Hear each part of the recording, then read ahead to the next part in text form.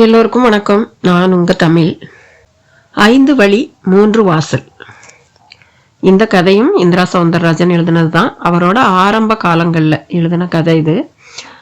உங்களுக்கெல்லாம் பிடிக்கும்னு நினைக்கிறேன். கதைக்குள்ள போலாமா? கிபி 1755 மே மாதம் வெள்ளையர் எதிர்ப்புக்கு முதல் வித்து விழுந்த காலம் இது.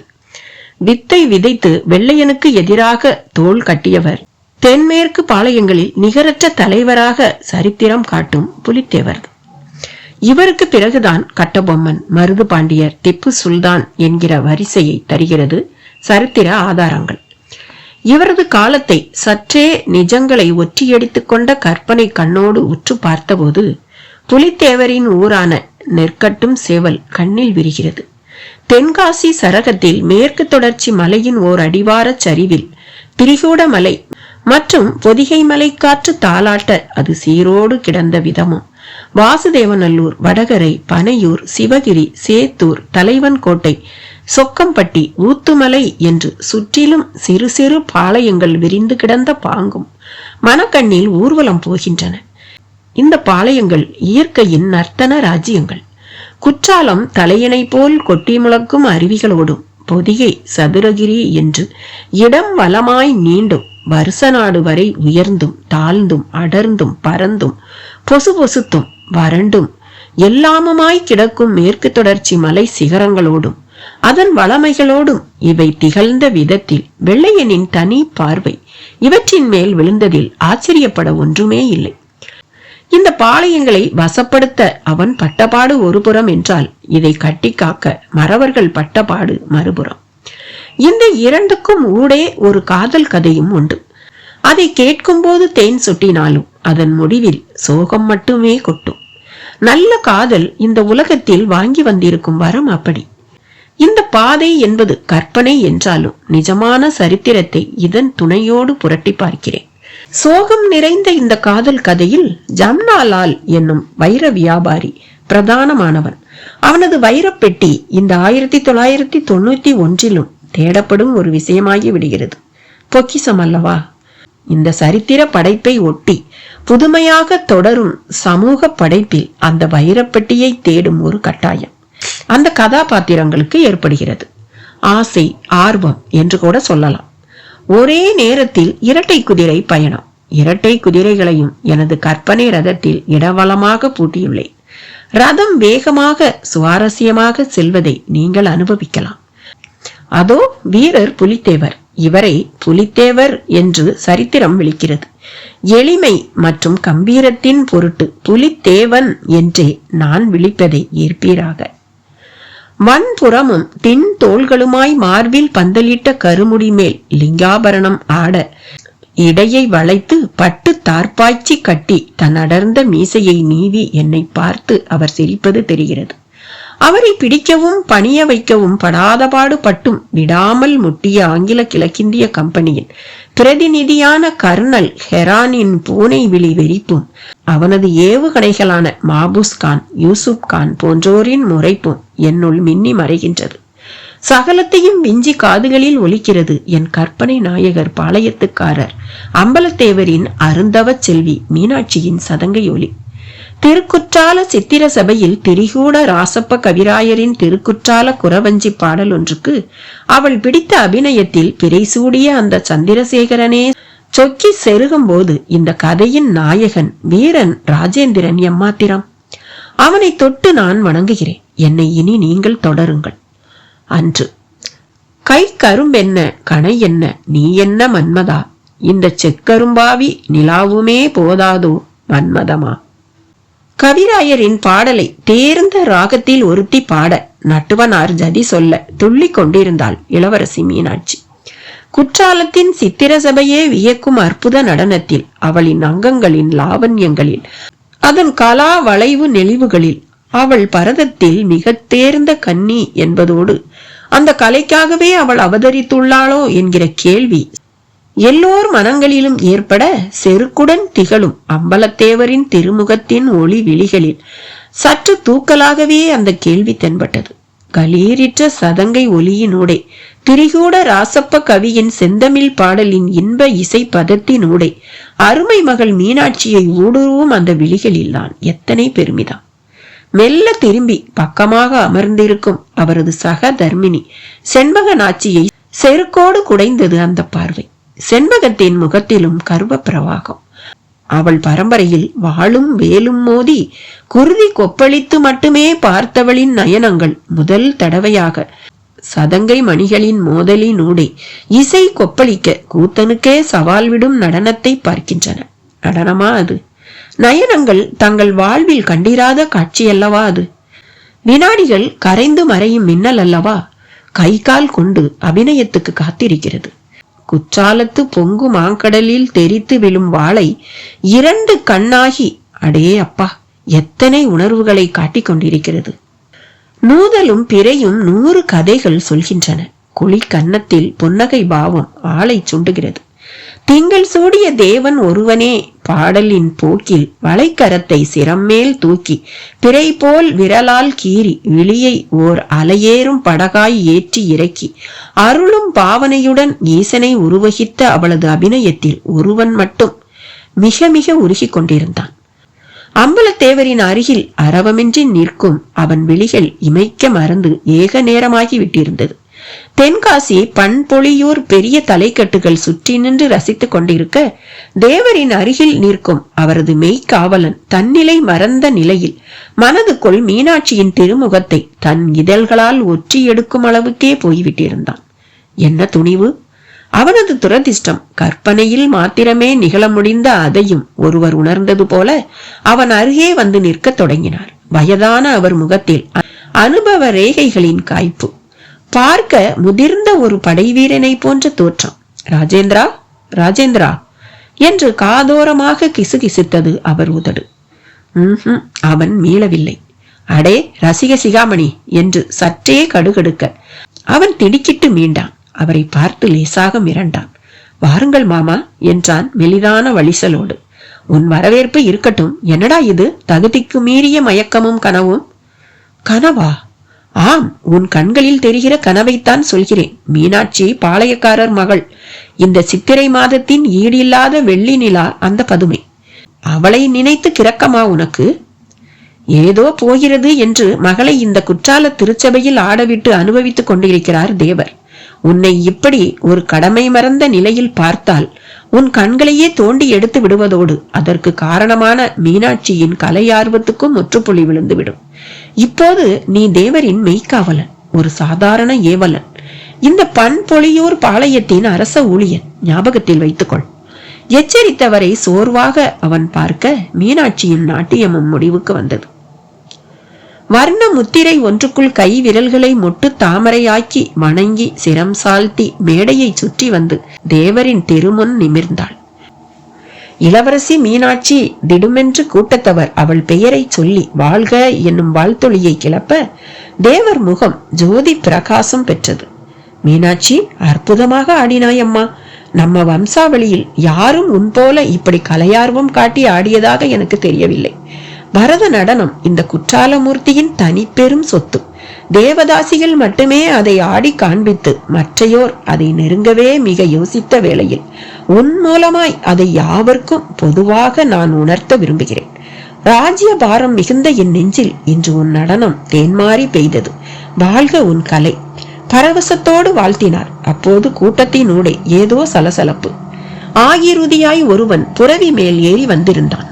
வாளை குலைத்தபடி செருமும் புரவியை கூட்டத்தினூடே செலுத்தியவன் கண் இமைக்கும் நொடியில் கட்டாரி ஒன்றை சித்திர சபையின் இடப்புறத்தில் அதுகாரும் அம்பலத்தேவர் அமர்ந்திருந்த ஆசனத்தின் மையம் நோக்கி செலுத்த அது ஒரு ஓலை சுருளோடு ஆசனத்தின் மையத்தில் நறுக்கென்று தைத்து நிலைக்குத்தி நின்றது. இன்று அதே சிலுசிலுப்பான காற்று, ஆனால் ஊடே கம்பீரமான மணியோசை. குற்றால திருமலை முருகன் கோவிலின் பிரகார வெளியில் நின்று கொண்டு அந்த மலையை சுற்றிய இடங்களில் பார்வையை விரட்டி கொண்டிருந்தார் புரொஃபசர் ராம்நாத்.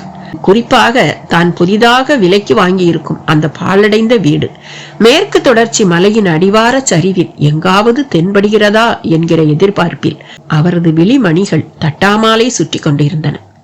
பைனாகுலர் இருந்தால் பார்க்க முடிந்த தினசில் வெகு தொலைவில் தெரிந்தது அந்த பாழடைந்த வீடு. மாளிகை. ஏறத்தாழ 300 வயது கட்டிடம். சாம்பல் தட்டி பார்க்க பயமூட்டினாலும் உள்ளே அத்தனை பழுதில்லை. தேக்கு ஜன்னலும் நிலைக்காலும் இன்னமும் இளமை குன்றாமல் செல்லரிக்க விடாது வலிமை காட்டிக் கொண்டிருந்தது. ஏனோ ஒரு மனிதனும் அங்கே வாழ்ந்து அனுபவிக்க கொடுத்து வைக்காதபடி அதற்குள் முனீஸ்வரன் குடியிருக்கும் நிலை. அப்படித்தான் அந்த வீட்டை தாண்டி வெகு தொலைவில் ஆரம்பமாகும் ஊர்க்காரர்கள் சொன்னார்கள். ஊர்க்காரர்கள் அது மட்டுமா சொன்னார்கள்? ராம்நாத்துக்கு விஷயம் தெரிய வந்து அந்த வீட்டை துணிந்து விலைக்கு வாங்க அவர் முனைந்த போது அவரை ஓர் உலுக்கே உலுக்கி எடுத்து விட்டார்கள். ஆறுசாமி, பட்டணத்துல இருந்து வாரீங்களா? போயும் போயும் உங்களுக்கு அந்த பாலா போன ஊடு தானே கிடைச்சது.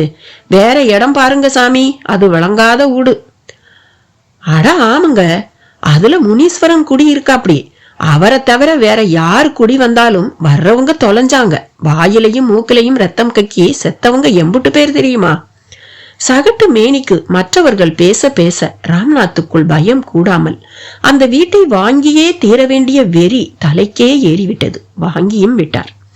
ராம்நாத் ஒரு தினுசான மனிதர். தலைக்கு வகிடு எடுப்பதில் இருந்து கைக்கு கடிகாரம் மாட்டுவது வரை சகலத்திலும் வெகுஜன போக்குக்கு நேர் எதிரான மனிதர். சகலத்திலும் அவரைத்தான் மற்றவர்கள் அனுசரித்தாக வேண்டும். அடிக்கடி மனிதர்களை எண்ணி தனக்குத்தானே பெரிதாக சிரித்துக் கொள்வார். இப்போதும் மலைக்கோயில் முகட்டில் அவருக்குள் சிரிப்பு பெரிதாக உதட்டை பிசைந்து கொண்டிருந்தது. சந்நிதியின் உள்ளிருக்கும் ஜெயந்தியின் காதிலும் சத்தம் விழுந்திருக்க வேண்டும். இல்லாவிட்டால் மெல்ல எட்டி பார்ப்பாளா? நெற்றியில் கீரலான விபூதியும் குங்குமமும் மேவிய களையான முகம், எண்ணெயில் விழுந்த கரும் திராட்சை போல ஒளியான கண்கள், அதில் அப்பாவின் சிரிப்புக்கு காரணம் கேட்கும் உணர்ச்சி. ஒண்ணும் இல்லம்மா, நாம வாங்கி இருக்கிற வீட்டை பத்தி நினைச்சேன். அது சம்பந்தமா ஊர்க்காரங்க விட்ட ரீல் எல்லாம் ஞாபகத்துக்கு வந்தது. அதுதான் சிரிச்சிட்டேன். ஜெயந்தி அதை பொருட்படுத்தியதாகவே தெரியவில்லை. நீங்க இங்க வாங்கப்பா, கற்பூர ஆரத்தி காட்ட போறாங்க என்றாள். எனக்கு இந்த மாதிரி பக்தி பூஜை புனஸ்காரம் எல்லாத்திலையும் நம்பிக்கை கிடையாதுங்கிறது உனக்கு தெரியும் தானேம்மா. நீங்க இப்படி நாத்திகம் பேசுறதுனாலதான் உங்களுக்கு எந்த நல்லதும் நடக்க மாட்டேங்குதுப்பா. ஜெயந்தியின் பேச்சில் மரம் கொத்தி ஒன்று மனசை கொத்தி துண்டு சதையை கவ்வி விழுங்கிய மாதிரி ஒரு வலி அவருக்கு. மகளையே பெரிதாக வெறித்தார். ஏமா, நாத்திகம் பேசுறவங்களுக்கு நல்லது நடக்காதா? உன் முருகனுக்கு ஜால்ரா போட்டாதான் நல்லது நடக்குமா? என்னம்மா பெரிய நல்லது? எனக்கு இனி இந்த உலகத்துல எந்த நல்லது நடந்து என்ன ஆகணும்? திறமைய மதிக்கிற உலகமாம்மா இது. இங்க சிபாரிசுக்கும் அதிர்ஷ்டத்துக்கும் தாம்மா காலம். சாரி டாட், நீங்க ஒரு ஜீனியஸ். சரித்திரத்துல உங்களுக்கு இருக்கிற அறிவும் ஆற்றலும் இந்த தமிழ்நாட்டுல யாருக்குமே கிடையாது. நீங்க எழுதின புத்தகங்களை விட நீங்களே ஒரு புத்தகம். இருந்தும் உங்களுக்கு சரியான அங்கீகாரம் கிடைக்காம போன வருத்தத்துலதான் அப்படி சொன்னேன். சரி வாங்க போவோம் என்றபடி இறங்க தொடங்கினாள் அவள். அவர் பின்தொடர்ந்து இறங்க ஆரம்பித்தார். டாட், இந்த சூழ்நிலை பிரமாதமா இருக்குல்ல. சுத்தமான காற்று, கண்ணுக்கு அழகான பசுமை, மொத்தத்துல உங்களோட இந்த ஏரியா செலக்ஷன் ரியலி சூப்பர். பாராட்டியபடி 10 படி கீழிறங்கி அவரை பார்த்து ஆனா என்று இழுத்தாள். என்னம்மா ஆனா? தென்காசி டவுன்ஷிப்ல ஒரு நல்ல பங்களாவை வாங்காம இப்படி ஊருக்கு வெளியே ஆள் அரவமே இல்லாத இடத்துல போயும் ஒரு பேய் வீட்டையா வாங்குவீங்க? என்னால அங்க தங்கி இருக்க முடியாது. எனக்கு மெட்ராஸ் தான்ப்பா சரிப்பட்டு வரும். இதே அபிப்பிராயம்தான் தம்பி பாஸ்கருக்கும். ஏய், நீ கூடவா அந்த வீட்டை பத்தின கதைகளை எல்லாம் நம்புற? ஸ்டூபிட், எல்லாம் ஹம்பக். என் பிள்ளை பாஸ்கரை பத்தி எனக்கு தெரியும். உன்ன மாதிரி பயந்தாங்கொள்ளி இல்ல அவன். படிகளில் இறங்க இறங்க இருவரும் மாறி மாறி தர்க்கம் செய்தபடியே இறங்கினர். ஒரு வழியாக அடிவாரத்தை எட்டி பிடித்து அன்னப்பட்சி போல டினோபால் வெளிப்பில் நிற்கும் மாருதியை ஸ்டார்ட் செய்தாள் ஜெயந்தி. இப்ப எங்கப்பா போறோம்? தற்காலிகமா நாம தங்கி இருக்கிற லாட்ஜிக்கு தானே. லாவகமாக ஸ்ரீரியங்கை வளைத்தபடி கேட்டாள். இதற்குள் ஒரு பள்ளத்தில் அந்த மாருதி இறங்கி ஏற, அம்மா பாத்துமா, நேரா நாம வாங்கி இருக்கிற அந்த பழைய வீட்டுக்கு போமா. எதுக்குப்பா? அந்த வீட்டை சீர் பண்ண சொல்லி இருக்கேம்மா. மாரிமுத்துங்கிற கொத்தனார் இந்த நேரம் ட்ரைனேஜுக்காக குழி வெட்டிக்கிட்டு இருப்பான்.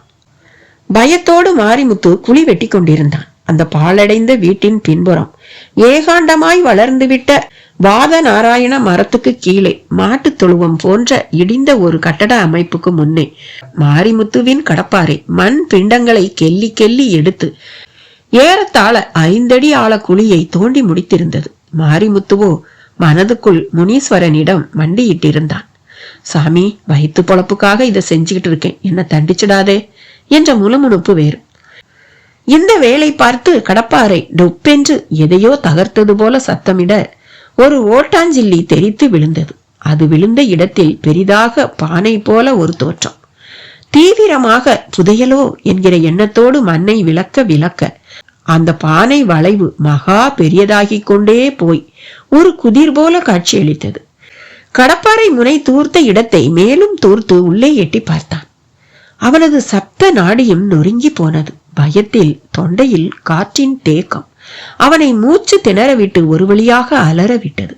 ஆச்சரியமாய் உள்ளே துளியும் கெடாத நிலையில் ஒரு பிரேதம், தலையில் கருப்பு தொப்பியோடும் செர்வாணியை போன்ற உடையோடும்.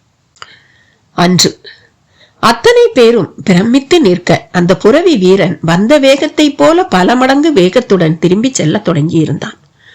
அவனை பிடிப்பது எளிதல்ல எனும்படியான வேகம். அம்பலத்தேவர் அவனை கவனித்தார். அதுவரை எதுவும் பேசாமல் தேவருக்கு அருகாமையில் அமர்ந்து மீனாட்சியின் நாட்டியத்தை ரசித்துக் கொண்டிருந்த ராச விசுவாசம் மிக்க நாராயண பிள்ளை அவசரமாக எழுந்து சென்று அம்பலத்தேவரின் ஆசனத்தில் நிலைக்குத்தி நின்ற கட்டாரியை பிடுங்கி அந்த ஓலை சுருளை பிரித்து வாசிக்க தொடங்கினார். அவரின் புருவம் சுருங்கியது. தேவர் அதை பார்த்து பதறியபடி முன்னே வந்தார். பிள்ளையவர்களே, என்ன செய்தி? யார் அவன்? எதற்காக இங்கு வந்து முறையின்றி இப்படி கட்டாரியை வீசி சென்றிருக்கிறான்? கடூரமாக வினவினார். நாராயண பிள்ளை ஈனகரத்தோடு உதடு விரித்தார். தேவரே, சற்றே மனதை திடப்படுத்திக் கொள்ளுங்கள் என்று பீடிகை போட்டார். பிள்ளை அவர்களின் பீடிகை செண்பக நாச்சியையும் மீனாட்சியையும் கூட அச்சப்பட வைத்தது. கூட்டத்தில் சலசலப்பு. திகுதிகுக்கும் தீப்பந்த ஒளியில் மீண்டும் ஒருமுறை நாராயண பிள்ளை அந்த ஓலை சுருளை வாசித்தார். பிள்ளையவர்களே, அந்த ஓலையை இப்படி தாருங்கள். தேவர் பாய்ந்து அதை பிடுங்கி வாசிக்க அவரின் உடல் நடுங்கியது. ராஜேந்திரன் எனும் அந்த மெய்க்காவல் வீரன் கைவசம் நீண்ட வேல் சகிதம் நின்றபடி தானும் அந்த செய்தியை அறிய ஆவல் மிக கொண்ட சமயம் செண்பக நாச்சி தன் கணவரின் அருகாமையில் சென்று அவரின் தீட்சண்ய விழிகளில் தீப்பிடித்து விட்டதை பார்த்து கலவரமடைந்தான். என்ன செய்தி என்று நாங்கள் அறியலாமா என்று செண்பக நாச்சி கேவலுடன் கேட்க தேவர் சிரம் விருட்டென்று திரும்பியது. இந்த கடகராயனின் கொடுமை எல்லை மீறிக்கொண்டே போகிறது. அந்த பெயரை கேட்ட மறு வினாடி பேய் அறைந்தது போல முகம் சிவந்தால் செண்பக நாச்சி. நம் அருமை மகளை சிறைபிடிக்க போகிறானாம். சிறைப்பிடித்த மறுகணமே திருமணமும் முடிக்கப் போகிறானாம். எச்சரித்து விட்டு போயிருக்கிறான். அவனது கூட்டத்தில் கலந்து கிடக்கும் நம் ஒற்றன் ஒருவன். என்னது? வந்தவன் நமது ஒற்றனா? நாராயண பிள்ளை ஆச்சரியத்துடன் உரக்க கேட்டார். அவரை மெல்ல பேசும்படி சைகையில் உத்தரவிட்டார் தேவர்.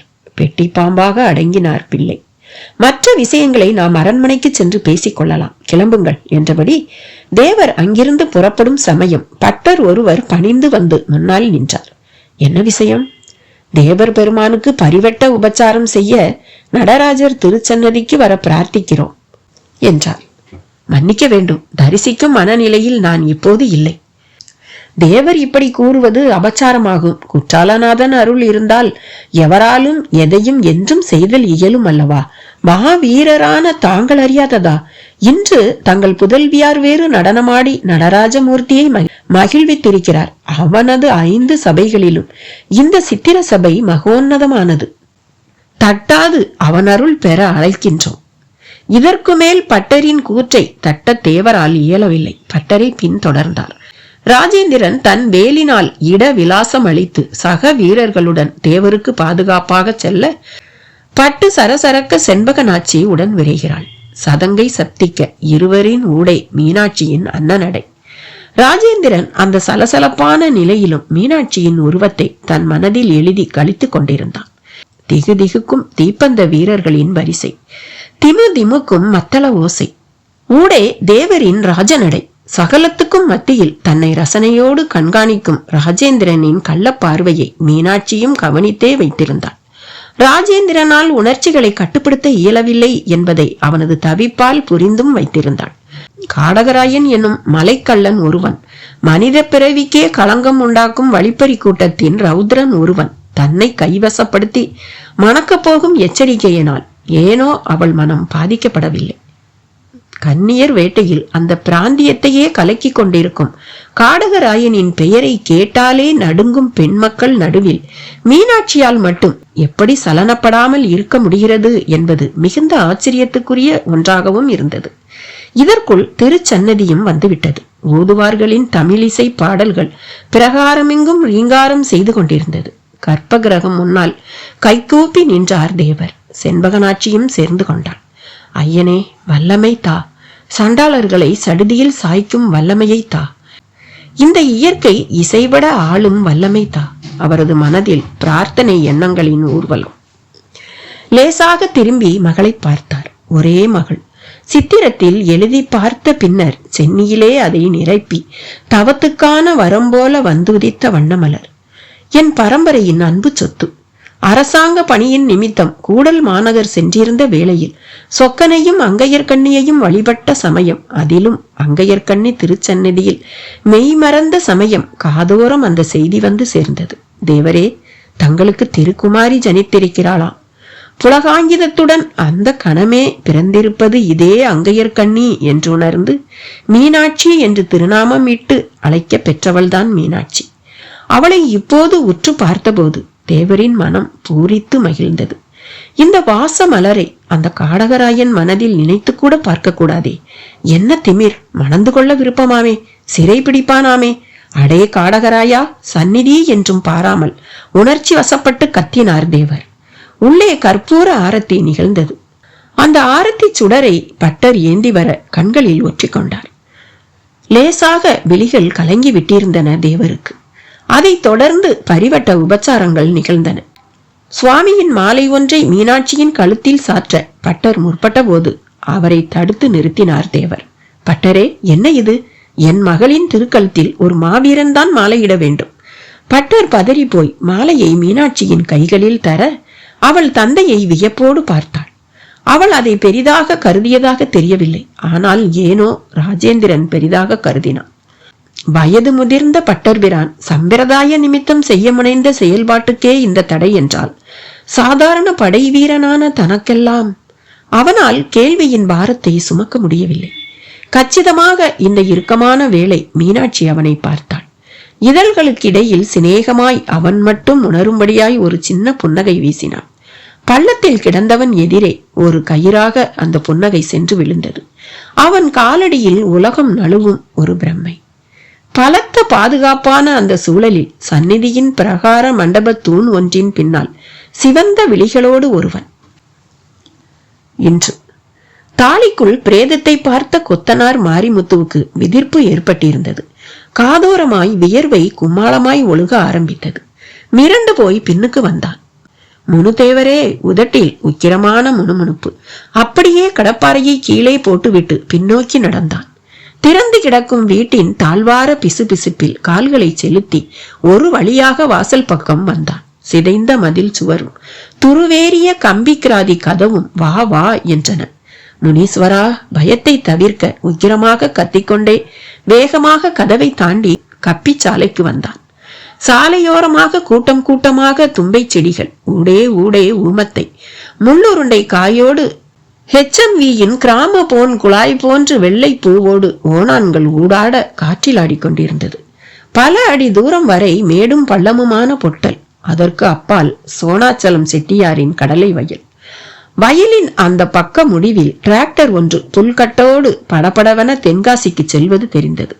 முதல் காரியமாக ஓடிப்போய்விட வேண்டும் என்று விரும்பி அவன் கால் எடுத்த வேளை புழுதி பறக்க மாருதியை கப்பி சாலைக்குள் இறக்கி இருந்தாள் ஜெயந்தி. அப்பாடா, அவர்களை பார்க்கவும் அவனுக்கு துளி தெம்பு வந்தது. பதட்டத்துடன் ஓட்டப்பந்தயக்காரனை போல தென்படும் மாரிமுத்துவை மாருதிக்குள் இருந்த ராம்நாத் ஆச்சரியமாக பார்த்து ஆயாசிக்க அவனை உரசியபடி காரை நிறுத்தினாள் ஜெயந்தி. என்னையா இங்க நின்னுட்டு இருக்க? ஆர்வமாக கேட்டார்.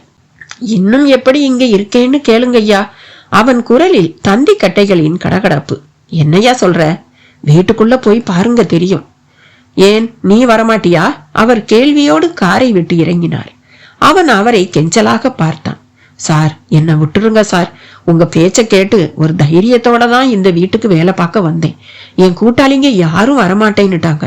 நீ ஒரு நாள் அங்க போய் வேலை பார்த்துட்டு முழுசா திரும்பி வா, மறுநாள்ல நாங்க வர்றோம். நாங்க சரின்னு கிளம்பி வந்து சாமிய கும்பிட்டுக்கிட்டே வேலையை பார்த்தோம், பலனில்லாம போயிடுச்சுங்க. நீ இப்படி வளன்னு பேசாம விஷயத்துக்கு வாயா, என்ன நடந்தது? ராம்நாத் கேட்டார்.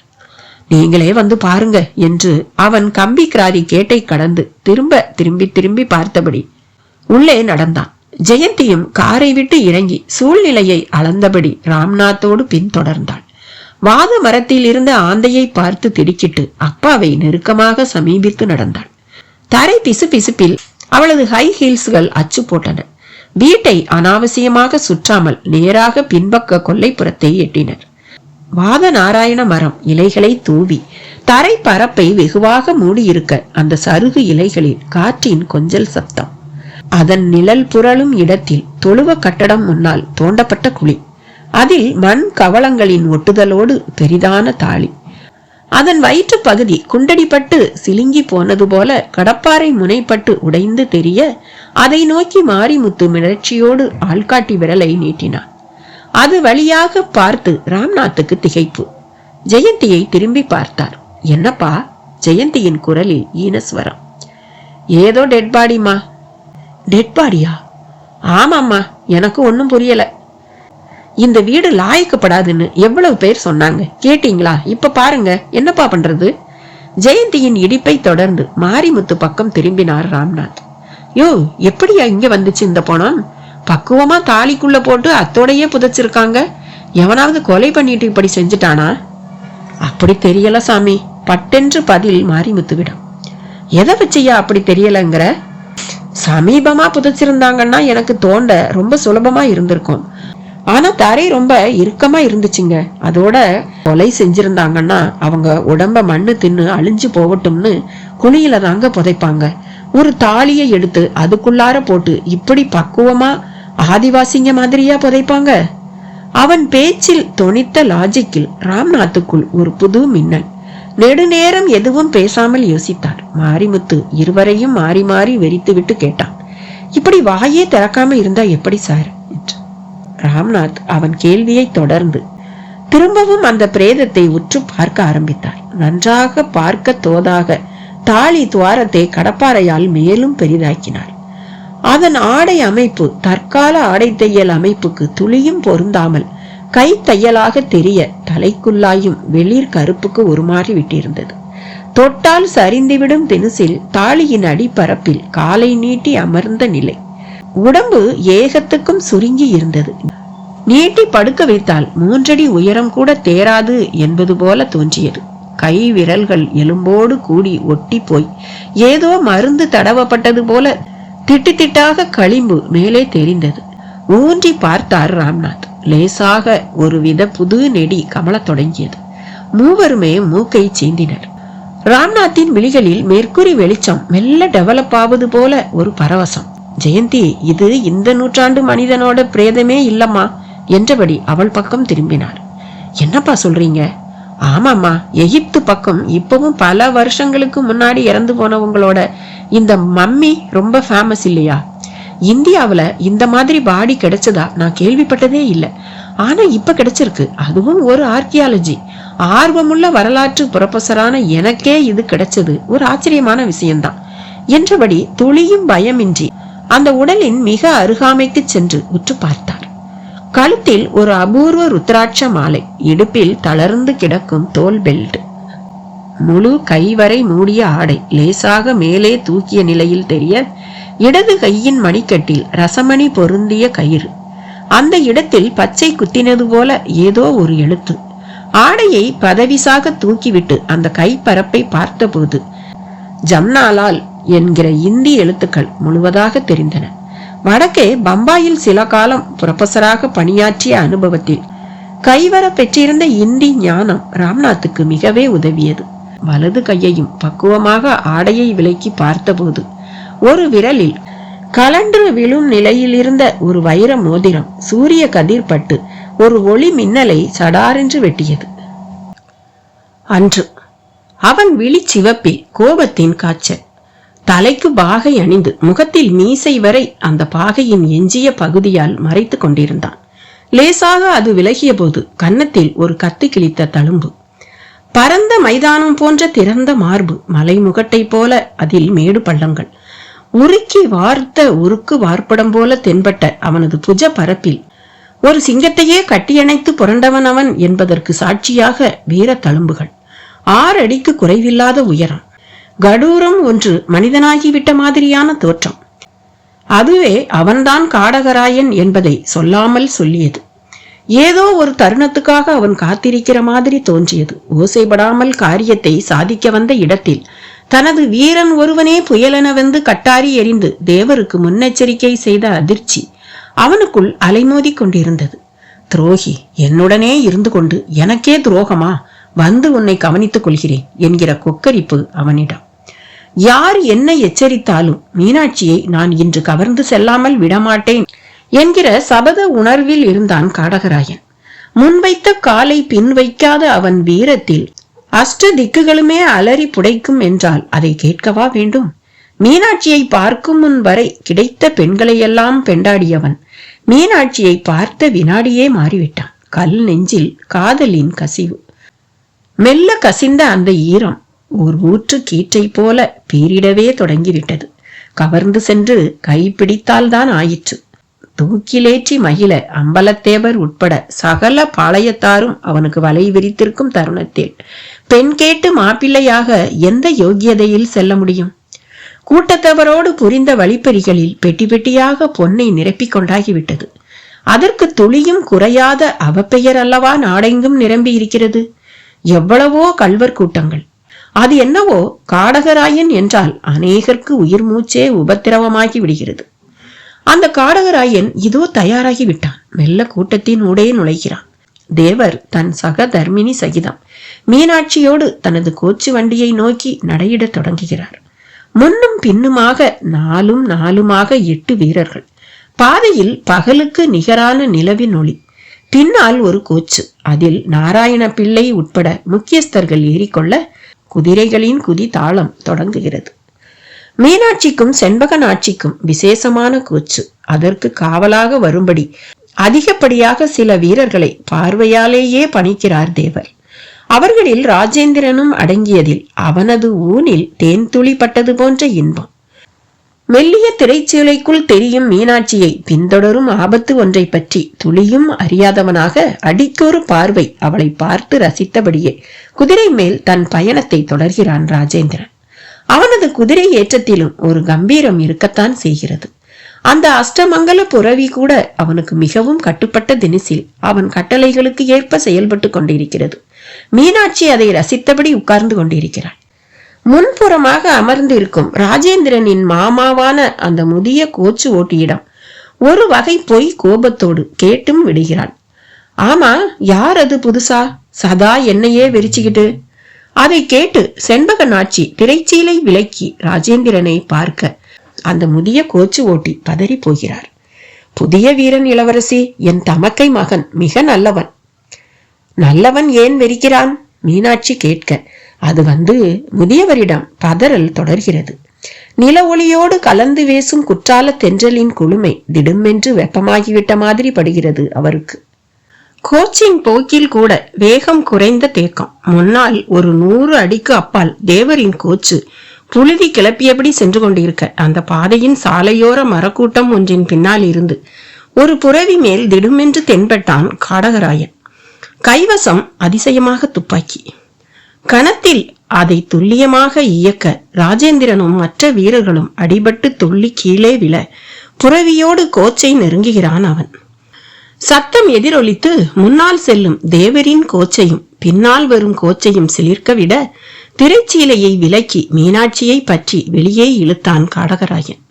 மீனாட்சியின் எதிர்ப்பை மீறி தன் மடிமேல் அவளை அள்ளி போட்டபடி அடர்ந்த மரக்கூட்டத்துக்குள் திரும்ப இடக்கரத்தில் குண்டுபட்டு கீழே இரத்த ஒழுக்குடன் விழுந்து கிடந்த ராஜேந்திரனுக்கு எல்லாமே பேரதிர்ச்சியாக இருந்தது.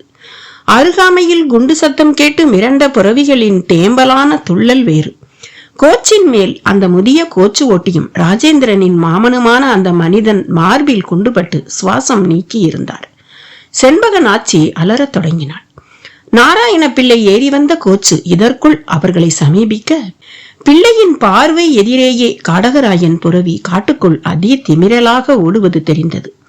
பிள்ளை பாத நரம்பு அருந்தது போல விடைத்து நிற்க தேவரின் கோச்சும் திரும்பி வந்து அதை பார்த்து நெஞ்சு பதறியது. தேவரே, மோசம் போயிட்டோம், பதறினார் பிள்ளை. ஐயோ, என் மகள்! மயங்கி விழத் தொடங்கினாள் செண்பகனாச்சி. 4 திக்கும் விழுந்து கிடக்கும் வீரர்களை தேவர் ஒரு புழுவை போல பார்க்க அவர்களில் பலருக்கு உயிரில்லை. தேவரின் பார்வை வெப்பம் தாழாமல் ரத்தம் ஒழுக நிமிர்ந்தான் ராஜேந்திரன். தன் புரவியை சுண்டி மிகுந்த சிரமத்தோடு அதன் மேல் ஏறினான். தேவர் பெருமானே, வந்தால் தங்கள் திருமகளோடுதான் வருவேன், அஞ்சேல் என் சடலம் மட்டுமே வரும் என்றவனாக தன் மிதியடி கால்களை புரவியின் பின்னந்தொடை மேல் மோத அது காடகராயன் போன பாதையில் பாயத் தொடங்கியது. காற்றை சண்டைக்கு இழுக்கும் வேகம். இன்று அந்த வெளிச்சம் கண்ணை பிராண்டியது போல மூவரையும் திகைக்க விட ராம்நாத் அந்த மோதிரத்தை ஒருவித பயத்தோடு பார்த்தார். என்னப்பா இது இப்படி ஜொலிக்குது? கேட்டுக்கொண்டே ஜெயந்தியும் சற்று பயம் நீங்கியவளாக குனியவும் ஜம்லாலால் எனும் அந்த இந்தி எழுத்துக்கள் அவள் பார்வையில் பட்டன. ஜம்லாலால் ஒரு முறை உச்சரித்து பார்த்தாள். ஆமாம்மா, இந்த பிரேதத்துக்குரிய நபர் பேரு ஜம்லாலால் என்ற ராம்நாத் பார்வையாலேயே மாரிமுத்துவை அழைத்தார். என்ன சார்? அவன் நெருங்கி வந்தான். இந்த தாலிய உடையாம அப்படியே வெளியே எடுப்போம் வா. வேண்டாம் சார், புதைச்ச பணத்தை வெளியே எடுத்தா செத்தவன் ஆவி சும்மா விடாதுன்னு சொல்லுவாங்க. மடையா, செத்தவன் இந்நேரம் 7 பிறவி எடுத்திருப்பான். ஆவியாம் ஆவி. இது எந்த காலத்து உடம்புனே தெரியல. அபூர்வமான விஷயம் யா இது. எதையாவது உளராம சொல்றத கேளு. அவர் அதட்டவும் அவன் குழியில் இறங்கினான். மேலும் தோண்டி குழியை விட்டு தாலியை துண்டித்தான். பின் இருவரும் பக்குவமாக தொட்டு தூக்கி வெளியே எடுத்து வைத்தனர். இப்போது பிரேதத்தில் லேசாக ஈரம் பாரிக்க தொடங்கி இருந்தது. 7 வருடங்களுக்கு பிறகு காற்றை சந்திப்பதால் நிகழும் மாறுதலோ.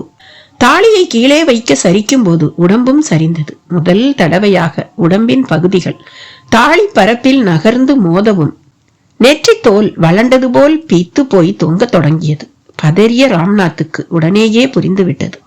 அம்மா, உடம்பு கொஞ்சம் அசந்தாலும் கூழாயிடுற நிலையில இருக்கு. உடனடியா பாதுகாப்பா வைக்க ஏற்பாடு பண்ணணும். உடம்பு முழுக்க பச்சிலை பூசி இருக்காங்க, தெரியுதா? ஜெயந்தி ஆமோதிப்பாய் கொட்டினாள். அந்த உடலையே உற்று பார்த்து கொண்டிருந்தாள். பயம் பாதி ஆர்வம் பாதி என்று கலவையான உணர்வுகள் கண்களில் தெரிந்தன. காற்றின் இனிமையை உணர்ந்து சிலிர்ப்படையும் அவள் தேகத்தில் லேசான வியர்வை பூக்கள். மொத்தத்தில் அரை மணியில் சகலமும் தலைகீழாக மாறிவிட்டது போல தோன்றியது. அப்போது பார்த்து சரிந்த சடலத்தின் பக்கத்தில் துருத்தி கொண்டு ஏதோ ஒன்று தெரிந்தது. அப்பா, அங்க பாருங்க! ஜெயந்தி கை காட்டவும் ராம்நாத்தும் அதை பார்த்துவிட்டு துருத்தி கொண்டு தெரிந்ததை வெளியே இழுக்க தோல் பை போல் ஒன்று கைக்கு வந்தது. கையின் பிடிப்பு கூட தாழாமல் நரநரவென்று பொலபொலத்து அதன் பகுதிகள் கொட்டத் தொடங்கின. உடனேயே பதவிசாக பக்குவமாக அதன் வாயை திறந்தார். குப்பென்ற மூலிகை வாசம் மூக்கை தாக்கியது. ஒரு வினாடி மயக்கம் வரும் போல ஒரு அசதி தோன்றியது. சுதாரிக்க பெரிதும் சிரமப்பட்டவர் கையை உள்ளே விடவும் சரசரவென்று சத்தம். பொடிந்து போன மூலிகை தோல் கைகளில் குளறியது. கூடவே ஓலை போல் ஏதோ ஒன்று நிரடியது. வெளியே எடுத்தபோது பற்றி இழுத்த பகுதிகள் அப்படியே பொடிந்து போக பொடியாத ஓலை பகுதியில் இந்தியில் ஏதோ எழுத்துக்கள். ஊன்றி பார்த்தார். அதன் பொருள் மனதில் தமிழில் அப்படியே மறுபதிவாக தொடங்கியது. மகா ஸ்ரீ பிதாஜி பாத கமலத்தில் ரத்தன்லாலின் பணிவான அதன் பிந்தைய எழுத்துக்கள் பொடிந்து விட்டிருந்தன. திரும்பவும் அடுத்த வரி அரைகுறையாக தெரிந்தது. திருவிதாங்கூரில் வைர வியாபாரம் கன ஜோராக நடக்க உள்ளது. உங்கள் அருமை மிக. சை, சலித்து கொண்டார் ராம்நாத். என்னப்பா எழுதியிருக்கு? ஜெயந்தியின் கேள்விக்கு பதில் சொல்லாமல் தொடர்ந்து படிக்க ஆரம்பித்தார். ராஜேந்திர தேவனையும் மீனாட்சியையும் நமது வீட்டுக்கு, அதாவது பூனாவுக்கு விருந்துக்கு. அதன் பிறகு சொற்கள் இல்லை. அடுத்த ஓலையை படிக்கும் பதட்டத்தில் மடமடவென்று தொட்டவர் அது பொடி பொடியாகி போன அழிவில் தன்னையே நொந்து கொண்டார். மாரிமுத்துவுக்கு எல்லாமே அதிசயமாக இருந்தது. தலையை சொரிந்தபடி அனைத்தையும் வேடிக்கை பார்த்தவனின் காதுகளில் ராம்நாத்தின் அந்த கடைசி சொற்கள் பாய்ந்தபோது நிமிர்ந்தான். அடடா, கவனமா பார்க்க வேண்டிய விஷயத்தை அவசரப்பட்டு கெடுத்துட்டேன் என்று சலித்து கொண்டார். மாரிமுத்து இடைவெட்டினான். சார், ராஜேந்திர தேவன் மீனாட்சின்னு என்னவோ படிச்சீங்களே கேட்டான். ஆமா, அதுல எழுதியிருந்ததை படிச்சேன். அவங்கள பத்தி நான் கேள்விப்பட்டிருக்கேன் சார். 2 பேரும் லைலா மஜ்னு, அம்பிகாபதி அமராவதி மாதிரி இணை பிரியாத காதலர்கள். அது மட்டும் இல்ல, அவங்க என்ன ஆனாங்க, எப்படி செத்தாங்கன்னே யாருக்கும் தெரியாது. அது ஒரு பெரிய கதை சார் என்றான். நிஜமாவா? நீ சொல்றது எப்ப நடந்த கதை? அதெல்லாம் தெரியாது சார். தலைமுறை தலைமுறையா இவங்க கதை எங்க ஊர்ல பிரசித்தம். மீனாட்சி இந்த ஊர் பொண்ணு. அவங்க அப்பா அப்ப பெரிய ராஜா, பாளையக்காரர்னு சொல்லுவோம். அந்த ராஜாவோட படையில சாதாரண காவல் வீரன் தான் இந்த ராஜேந்திர வல்லான். அவனை அவ லவ் பண்ணினான். அது அவங்க அப்பாவுக்கு பிடிக்கல. அதனால ராஜேந்திரனை அவர் இந்த மலை மேல ஒரு மரத்துல நிர்வாணமா கட்டி போட்டு சூடு போட்டு சித்திரவதை பண்ணாராம். மீனாட்சி வந்து தடுத்து ராஜேந்திரனோட ஓடிட்டதா சொல்லுவாங்க. எனக்கு சரியா தெரியாது சார். ஆனா ஒரு விஷயம் நல்லா தெரியும். என்ன? இந்த மலை மேல எங்கேயோ ஒரு இடத்துல பல கோடி மதிப்பு பெறும் வைரங்கள் உள்ள பெட்டி இருக்கிறதா சொல்லுவாங்க. அது நிஜமா பொய்யான்னு எனக்கு தெரியாது. நிறைய பேர் அந்த பெட்டியை தேடி போய் உயிரோட திரும்பினதே இல்லை. அது மட்டும் எனக்கு நல்லா தெரியும் சார். வைர பெட்டிக்கும் இந்த ராஜேந்திரன் மீனாட்சி காதல் கதைக்கும் என்னையா சம்பந்தம்? இருக்கு சார். ஒரு வடநாட்டான் நம்பர் 1 வைர வியாபாரி அவன் இவங்க காதலுக்கு பயங்கரமா ஹெல்ப் பண்ணி இருக்கான். அவனோடதுதான் அந்த வைர பெட்டி. மாரிமுத்துவின் விளக்கம் ராம்நாத்தை லேசாக குழப்பியது. இவன் ஏதோ ஒரு சரித்திரத்தின் நிஜங்களை தன் பாணியில் துண்டு துண்டாக சொல்கிறான். ஆனால் முழுமையான அதன் பின்புலம் வேறு. மொத்தத்தில் ஆராய வேண்டிய ஒரு அதிசயமும் அவசியமும் இங்கே இருக்கிறது. அந்த சரித்திர பேராசிரியரின் முகம் புது ஒளி பெற்று எதையோ சாதிக்க போகிற பாவனையை காட்டியது. அந்த பாவனை கலையாமல் பிரேதத்தை பார்த்தார். இந்த சரீரமே மாரிமுத்து சொன்ன வைர வியாபாரியின் சடலமாக ஏன் இருக்கக்கூடாது? ஜம்லாலால் என்கிற பெயரும் வடநாட்டு பெயர்தானே? கேள்விக்குள் நுழைந்தவர் குனிந்து அந்த மோதிரத்தை விரலில் இருந்து மெல்ல எடுத்து ஒளியில் வைத்து பார்த்தார். மின்னல் கண்ணை தாக்கிய மாதிரி ஒரு ஜொலிப்பு. மாரிமுத்துவும் எட்டி பார்த்து விட்டு வாய் பிளந்தான். மலையடிவாரத்திலேயே உங்களுக்கு இந்த வைர மோதிரம் கிடைச்சிருக்கிறத பார்த்தா மலை மேல கூட வைரங்கள் இருக்குங்கிறத நம்பாம இருக்க முடியல சார். எவ்வளவு விலை சார் இது போகும்? தன் பிச்சைக்கார புத்தியை இறுதியாக காட்டி ராம்நாத்தை ஆசையாக பார்த்தான். ராம்நாத்துக்கு எச்சரிக்கை பூச்சிகளின் நெளிசல். அன்று ராஜேந்திரன் வீரமாக பேசிவிட்டு குதிரையில் ஒரு மின்னலை போல காடகராயனை பின்தொடர்ந்தது கண்டு அதிர்ச்சியும் ஆச்சரியமும் அடைந்தார் அம்பலத்தேவர். அவரது அருமை பத்தினி கண்ணீரோடு அவரை நெருங்கினாள். எத்தனை அடாத செயல்! அந்த சண்டாளனை பின்தொடர்ந்து சென்று வளைக்க இந்த மண்ணில் ஒரே ஒரு வீரன் தான் இருக்கிறானா? அவனாவது செத்து விழாமல் உயிரோடு இருக்கிறானே. நாராயண பிள்ளையிடம் இருந்து கவலை ததும்பும் பதில் வந்தது. உடனேயே தேவரின் பார்வை அவரை சுட்டது. மன்னிக்க வேண்டும் தேவரே, தவறு நம்மீதுதான் உள்ளது. எச்சரிக்கை ஓலையை படித்தும் போதிய பாதுகாப்பு இல்லாமல் நாம் இப்படி வந்து இளவரசியை நழுவ விட்டது நம் குற்றம்தான். இதில் காடகராயனை எண்ணி பொறுமுதல் இயலாமையான ஒன்று. இரவின் பிடியில் நில ஒளியில் மரங்களை நீவி வரும் தென்றலின் நடுவிலும் நாராயண பிள்ளை பேசிய பேச்சு தேவரை வெம்மையில் தூக்கி போட்டது. பெருமூச்சு உஷ்ணம் மீசை முடிகளை பொசுக்கும் போல தோன்றியது. கோச்சு குதிரைகள் கனைத்து கழுத்து மணிகளை சப்திக்க விட்டு அவர் கவனத்தை திருப்ப பார்த்தது. பாதையோரமாக குண்டுபட்டு கிடக்கும் வீரர்களின் சடலங்கள் வா வா என்றன. எல்லாம் புதிதாக நுழைந்திருக்கும் வெள்ளையர் கலாச்சாரத்தின் எதிரொலி. துப்பாக்கி என்ற சொல்லே நமக்கு புதிதல்லவா? பீரங்கிகளோடு வந்து நம்மை வளைக்க துடிக்கும் வெள்ளையரின் அந்த ஆயுதம் இந்த கொடும்பாவி காடகராயனின் கைக்கு எப்படி வந்தது? அதையும் அவர்களிடம் இருந்து கொள்ளையடித்தானோ என்னவோ? பிள்ளை அவர்களே, மீனாட்சியை மீட்க காடகராயனை பின்தொடர்ந்த அந்த வீரன் யார்? இதோ இப்போது உயிர் துறந்து கிடக்கும் இந்த கிழட்டு கோச்சு ஓட்டி காவேரியப்பனின் தமக்கை மகன்தான் அவன். பெயர் ராஜேந்திரன்.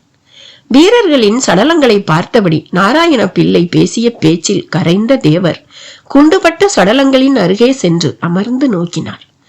நில ஒளி இருந்தும் கூட குறிப்பறிந்து கோச்சில் இருந்த தீபந்தாங்கியை தூக்கி வந்து வெளிச்சம் சொட்ட பக்கத்தில் வந்து நின்றான் அவரது கோச்சு ஓட்டி. தேவரின் விழிகளில் ஈரக்கசிவு. மனதில் திரும்பவும் அருமை மகள் பற்றிய நினைப்பின் விரிவு. சென்றவன் வல்லமை மிக்கவனா? மலை ஏறுவதில், மாடு பிடிப்பதில், மூச்சடக்குவதில் மகா சூரன் என்று கேள்விப்பட்டிருக்கிறேன். வெற்றியோடு திரும்புவானா? திரும்ப வேண்டும் என்று இறைவனை பிரார்த்திப்போம். அதே சமயம் இனியும் தாமதியாமல் காடகராயனை வளைக்க தளபதி வஜ்ர நாராயண தேவனின் தலைமையில் நமது படைகளை அனுப்பியும் வைக்க வேண்டும்.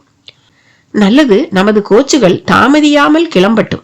இந்த சடலங்களை பாதுகாப்பாக எடுத்து வாருங்கள். இவர்களை நல்லடக்கம் செய்தல் வேண்டும். ஏககாதம் ஓடிய களைப்பில் காடகராயனின் புரவி இளைப்பார தொடங்கியது. அதன் வீர நடையில் களைப்பில் சுணக்கம். வாய் அன்னங்களில் நுரை பூக்களின் ததும்பல்.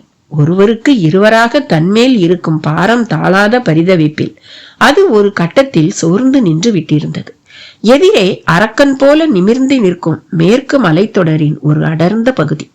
நெத்திமேடு என்று அழைக்கப்படுவதற்கு தோதாக ஒரு நந்தி போல் அது காட்சி தர, அதற்கு மேல் ஆங்காங்கே மரங்களின் மேல் அமர்ந்து இருக்கும் கல்வர்களின் தீப்பந்தங்கள் சிறு வெளிச்ச புள்ளிகளாய் தெரிந்து கொண்டிருந்தன. புரவியை விட்டு இறங்கிய காடகராயன் மயக்கத்தில் கிடக்கும் மீனாட்சியை ஒரு வினாடி பார்த்தான். நில ஒளியில் மயக்கத்திலும் மதுரமாக தென்பட்டாள். சிமில் போன்ற நாசியில் வைரம் ஜொலிக்கும் அந்த மூக்குத்தி. இவளால் தான் எனக்கே பெருமை என்று ஜொலிக்க, அவளை பரவசத்தோடு பார்த்தபடியே வலது தோளில் அந்த குழல் பொருந்திய நீண்ட புதிய துப்பாக்கியை அணிந்து கொண்டான். அப்போது சற்றும் எதிர்பாராத விதமாக அந்த துப்பாக்கியை யாரோ பற்றி இழுக்க ஆக்ரோசத்துடன் திரும்பினான் காடகராயன். நில ஒளியின் ஊடே மரச்சாரலில் துளியும் அசைவின்றி ஒரு கழும் மரம் போல் ஆடாமலும் அசையாமலும், அதே சமயம் வெப்பம் கக்கும் விழிப்புலத்தில் இமை படபடப்பு கூட இல்லாமல் நான் அச்சம் தவிர்த்த ஆண்மை வல்லான் எனும் பாவிப்பில் கம்பீரமாக தென்பட்ட ராஜேந்திரனை பார்க்க காடகராயனுக்கு முதலில் அதிர்ச்சியாகவும் பின்னர் அதுவே ஆச்சரியமாகவும் உருமாறி போயிற்று. யாரடா நீ? குரலில் ரௌத்ரம் கலந்து அந்த ஆச்சரியத்தை அவன் வினாப்படுத்த பதில் பேசாமல் நின்றான் ராஜேந்திரன். தோட்டா துளைத்த கைப்புறத்தில் குருதியின் பாம்புத்தனமான நெளிசல், அதன் மேல் சிலீரென்று காற்று பட எரிச்சல் கலந்த ஒரு சிலுசிலுப்பு. வலி கண்டம் கண்டமாய் பிசையும் போதிலும் மீனாட்சியின் மேலுள்ள தனித்த ஈடுபாட்டில் அதை பொருட்படுத்தாத ஒரே உக்கிர நோக்கம் அவனுள் கொழுந்து விட, காடகராயனுக்கோ அதன் பொருட்டு எரிச்சல் எல்லை மீறும் போல் தெரிந்தது. உன்னை யார் என்று கேட்டேன். பாளையத்தான் அம்பலத்தேவனின் குட்டி படையின் குஞ்சு வீரனா நீ? எப்படி என்னை விடாது பின்தொடர்ந்தாய்? உங்கள் ஒருவரை கூட என் துப்பாக்கியை விட்டுவிடவில்லையே. கேள்வியும் பதிலுமாய் அதனோடே கருத்தும் செருக்குமாய் பேசிய காடகராயன் குதிரை மீதிருந்த இளவரசியை கீழே இறக்க முற்பட்ட போது, தொடாதே இளவரசியை, எங்கள் இளவரசி ஒரு அருள் தேவதை, நீயோ கவந்தன். உன் நிழல் கூட அவர்கள் மேல் பட நான் அனுமதிக்க மாட்டேன். ராஜேந்திரன் பேச்சில் கவர்ந்தன் என்று அவன் பயன்படுத்திய பதம் காடகராயனை கீறியது. உன் நா அறுபட போகிறது. நான் யாரென்று தெரிந்துமா என்னிடம் தோள் தட்டுகிறாய்? கேள்வியோடு இடைக்கச்சில் இருந்து கட்டாரியை உருவி ஒரு மின் வெட்டும் கால அளவுக்குள் ராஜேந்திரனை நோக்கி வீசி எறிந்தான் காடகராயன். நல்ல வேளையாக அது ராஜேந்திரனின் திறந்த மார்பு கவசத்தின் மேல் பட்டு கணீர் என்ற ஓசையோடு எகிரி கீழே விழ பதில் வேகம் காட்டியது ராஜேந்திரனின் கட்டாரி. அது காடகராயனின் நெற்றி பொட்டுக்கு சற்று தள்ளி இடது விழியை கிள்ளியபடி தன் கூர் முனையை செருகி நிற்க ஒரு புழுவை போல கீழே விழுந்து துடிக்க ஆரம்பித்தான் காடகராயன். உதட்டில் உக்கிரமான அலறல். அது மலை மீது பட்டு எதிரொலிக்க தொடங்கியது. அண்ணாந்தான் ராஜேந்திரன். உடனேயே தீப்பந்த புள்ளிகள் அசைந்தபடி ஒன்று கூடி கீழே வருவது தெரிந்தது. ஏகமான தீப்பந்தங்கள். அவர்கள் காடகராயனின் கல்வர் கூட்டத்தவர்கள் என்பது உடனேயே தெரிந்து போயிற்று. இனியும் தாமதிப்பது அபாயம் என்று அறிவித்தது அவனது உள்ளுணர்வு. தாமதிக்காமல் மீனாட்சியை தன் தோள் மீது சுமந்தபடி தொலைவில் ஒரு மரத்தின் பின் மறைவாக நிற்கும் தன் புரவியை அண்டி பக்குவமாய் அதன் முதுகில் அவளை சரித்துவிட்டு தானும் ஏறி அதை சீண்டினான். காடகராயனின் அலறல் சத்தம் காதுகளில் அறவே தேய்ந்து இப்போது தன் புரவியின் குளம்படி சத்தம் மட்டுமே கேட்கும் நிலை. எதற்கும் யாரும் பின்தொடர்ந்து வரலாம் என்கிற அமானுஷ்ய உணர்வால் வந்த பாதையில் திரும்பாமல் அந்த மலைச்சாரலில் தனக்கு பரிச்சயமான பாதை ஒன்றில் புரவியை செலுத்த அது அவனுக்கு ஒத்துழைப்பது போல பக்குவமாக ஓடத் தொடங்கியது. எங்கும் தங்குதடையில்லாத சந்திர பிரவாகம். இன்று பளபளக்கும் மோதிரம் ஒருபுறம், பிரமித்து விரிந்து கிடக்கும் மூவரின் விழிகளும் மறுபுறம், சுண்டி சுருங்கி கிடக்கும் ஜம்னாலாவின் பிரேதம் இன்னொரு புறம். இவை எதை பற்றியும் எனக்கு கவலை இல்லை என்பது போல பக்கத்து மரத்தின் மேல் 2 அணில்கள் ஓடி விளையாடி கொண்டிருந்தன.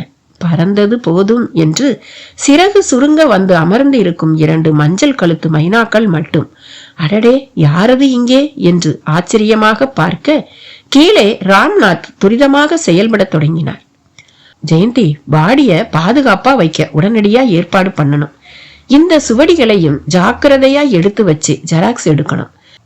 ரெஸ்ட் எடுக்கலாம்னு வந்த இடத்துல ஒரு அருமையான வேலை மாட்டி இருக்கு, இதை விட்டுடக்கூடாது.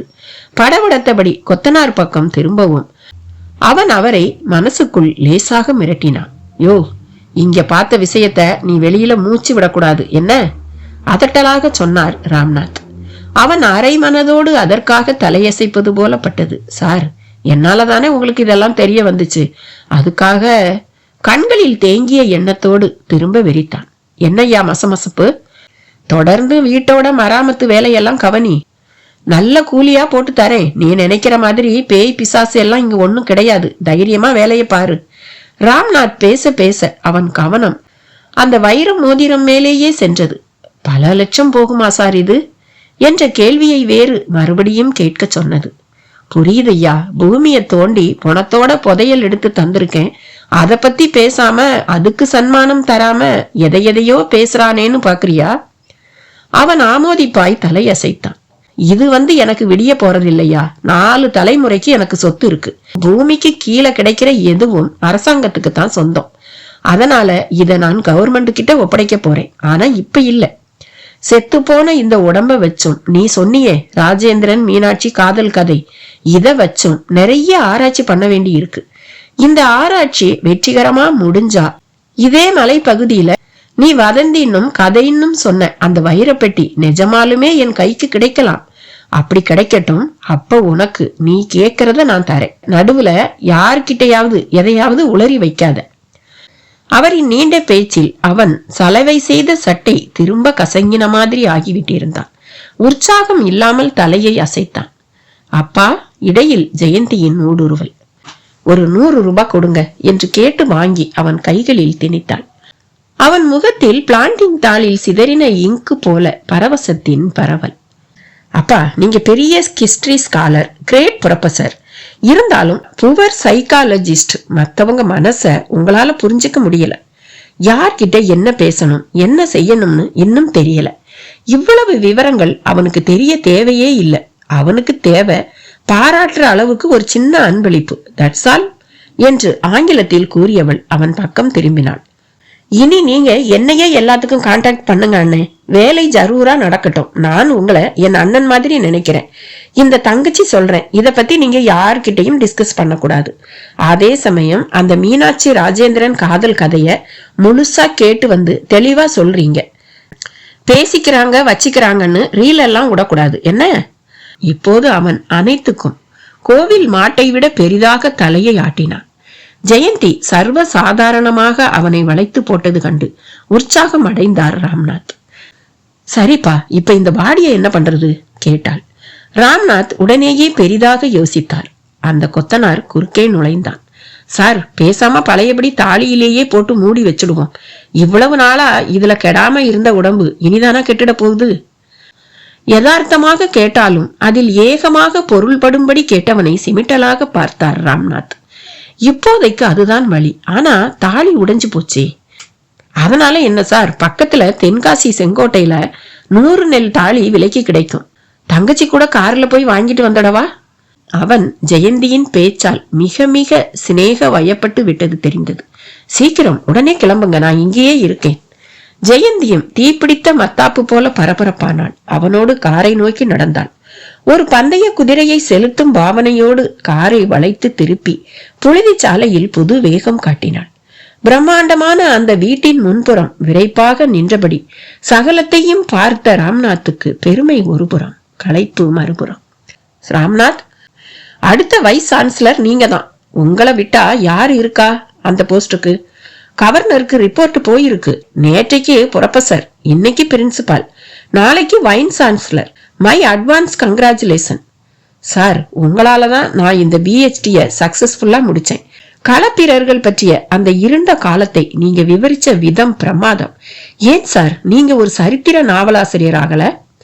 சார், உங்க அந்த நாளில் தமிழகம்ங்கிற book super sir. Chera Chola பாண்டியர்களை நேர்ல பார்த்து பேட்டி கண்டு எழுதினது மாதிரி ஒரு ரியாலிட்டியை நாங்க ஃபீல் பண்றோம் சார். அடுத்த வைஸ் சான்சலர் நீங்கள் ஆனா really I will proud of you. போன மாதத்தில் யூனிவர்சிட்டி கட்டட வளாகத்தில் அவர் காதுகளில் விழுந்த பேச்சும் அதனாலேயே தான் வைன் சான்சலர் ஆகிவிட்டது போல உணர்ந்த விதமும் பின்னர் யாரும் எதிர்பாராத விதமாக ஓர் அரசியல்வாதியின் உறவுக்காரனுக்கு, தனக்கு இணையான தகுதிகள் துளியும் இல்லாதவனுக்கு அந்த பதவி போய் சேரவும் வெறுத்து போனார். வெறுப்போடு வேலையை தூக்கி எறிந்துவிட்டு அக்கடா என்று இயற்கையோடு இயற்கையாக கிடக்கலாம் என்று வந்தால் வந்த இடத்தில் சரித்திரம் அவரை மறுபடி தன் முகத்தை காட்டி அழைக்கிறது. பெட்டி நிறைய வைரம், அதோ அந்த பரந்த மலையில் ஏதோ ஓர் இடத்தில் சுத்தமான வைரம்.